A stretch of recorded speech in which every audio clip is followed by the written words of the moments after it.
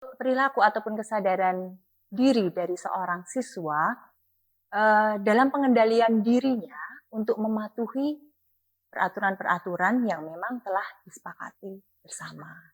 Orangnya.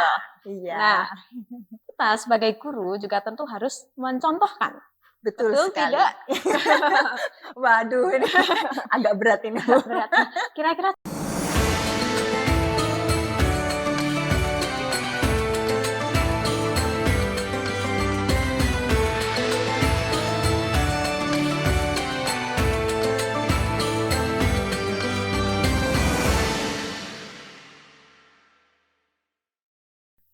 Assalamualaikum warahmatullahi wabarakatuh.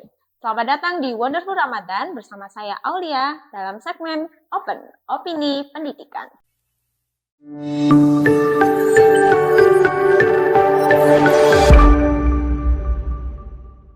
Nah, hari ini kita sudah kedatangan Bu Anggun dari bidang kesiswaan.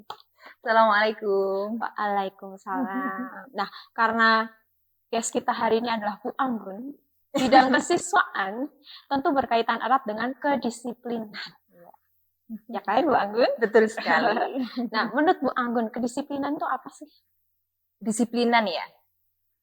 Kedisiplinan itu dari kata dasar disiplin ya Bu Aulia ya. Kedisiplinan itu kalau menurut saya itu suatu bentuk perilaku. Suatu bentuk perilaku ataupun kesadaran diri dari seorang siswa. Ya, karena kita kan, kalau saya sendiri kan di kesiswaan ya, jadi saya lebih ke siswa. Bentuk perilaku ataupun kesadaran diri dari seorang siswa dalam pengendalian dirinya untuk mematuhi peraturan-peraturan yang memang telah disepakati bersama. Nah, semua hal itu kan pasti ada tujuannya. Nah, kalau tujuan dari kedisiplinan itu apa? Tujuan, contoh dulu ya ini Bu Aulia. Ya. Contoh kedisiplinan yang biasanya kita terapkan di sekolah, salah satunya kan ada tata tertib atau peraturan ya. Peraturan sekolah itu khusus untuk siswa itu sendiri. Nah, tentunya memiliki tujuan. Tujuannya ada jangka pendek dan juga ada jangka panjang. Jangka pendeknya sendiri itu sebenarnya kami menginginkan anak itu menjadi terlatih dan juga terkontrol. Gitu. Jadi mereka tahu mana sih yang pantas untuk dilakukan dan mana sih yang tidak pantas untuk dilakukan, seperti itu. Kemudian ada juga jangka panjangnya. Tujuan dari jangka panjangnya itu salah satunya yaitu bentuk pengendalian diri dan pengarahan terhadap dirinya sendiri. Contohnya seperti ini. Ketika anak memiliki jiwa kedisiplinan yang tinggi atau memang aku disiplin gitu. Itu tentunya dia tidak akan terpengaruh oleh orang lain atau pihak lain yang nantinya akan membuat dia itu tidak melaksanakan kedisiplinan dengan baik. Seperti itu. Jadi ada jangka pendek dan ada tujuan jangka panjang.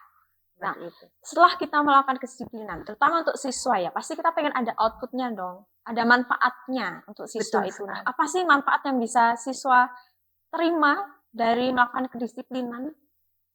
Manfaatnya itu banyak sekali, Bu. Terlebih lagi kedisiplinan ya, kita tahu kedisiplinan itu sebenarnya kunci utamanya juga menuju kesuksesan ataupun keberhasilan. Ya. Adapun untuk manfaatnya itu yang pertama tentunya anak itu akan lebih disiplin, ya disiplin di sini dia akan lebih menghargai waktu, ya kan, lebih peka, lebih percaya diri, begitu. Kemudian dia juga akan lebih taat akan aturan. Kemudian lebih menghargai orang lain. Lebih bertanggung jawab. Nah, itu dan masih banyak lagi manfaat yang lain. Dan karena kita itu bawa terus kedisiplinan itu kan dari SD, SMP, nanti sampai kuliah, kerja. Berarti memang penting sekali ya. Sangat-sangat penting ya. Terutama dalam bentuk pengontrolan dan pengendalian diri. Self control. Ya, self control. Betul sekali. Nah, kalau yang kita tahu di sekolah itu kan tidak hanya siswa ya tentunya. Orangnya. Iya. Nah, kita sebagai guru juga tentu harus mencontohkan. Betul Betul sekali. tidak?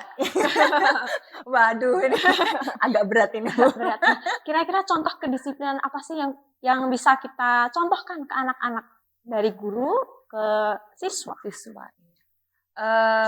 Sebenarnya anak itu mungkin lebih tepatnya begini ya, faktor yang dapat menunjang anak untuk bisa menerapkan kedisiplinan gitu ya. Sebenarnya itu kuncinya itu dari keteladanan. Nah, kalau di sekolah tentunya keteladanan itu ada di guru. Ya. Karena mereka melihat setiap hari ya. Mereka melihat setiap hari. Baik, misalkan contohnya itu ketika ibu atau bapak guru datang ke kelas saja. Mulai pembelajaran pukul 7. Ketika anak melihat ada bapak atau ibu guru datang ke kelas, itu lebih dari pukul 7, tentunya itu sangat berpengaruh dan berdampak besar sekali bagi anak. Karena paling tidak pasti anak akan berpikir, oh si ibu itu kalau datang ke kelas itu jam 7 lebih 10, jadi kita santai aja sih. Terkadang di luar ada. aja sih kan gitu ya. Iya. Tapi akan berbeda ketika seorang bapak atau ibu guru yang masuk ke kelas gitu ya, itu pukul 7 sesuai dengan peraturan gitu ya. Tepat waktu seperti itu kan berbeda. Tentu anak, wah kalau Bu ini itu jam 7 itu sudah harus masuk. Berarti kita harus menyiapkan semuanya dengan sebaik-baiknya. Nah itu kan kunci Bu, kunci sekali ya, kunci keteladanan dari seorang guru. Nah, selain itu juga sebenarnya konsistensi juga sih, ya. Selain datang tepat waktu, dibutuhkan juga nggak hanya sehari 2 hari, tapi dibutuhkan konsistensinya. Ya, seperti itu. Dan terkadang konsistensi itu yang malah sulit untuk dilakukan. Nah, ya. Nggak sulit, cuma ya butuh effort ya. Betul sekali ya. Butuh effort. Nah, jadi ketika sekolah menerapkan kedisiplinan dengan baik, itu pasti nantinya anak-anak pembelajaran itu juga pasti akan berjalan dengan baik. Betul. Tapi kalau kedisiplinan tidak berjalan dengan baik, tentu akan pembelajaran kurang efektif. Betul sekali ya. Terima kasih Bu Anggun atas informasinya yang sangat insightful. Nah, untuk teman-teman yang suka dengan video ini, silahkan like, share, subscribe, dan juga jangan lupa nantikan video selanjutnya. Saya Aulia dan juga Bu Anggun pamit undur diri. Wassalamualaikum warahmatullahi wabarakatuh.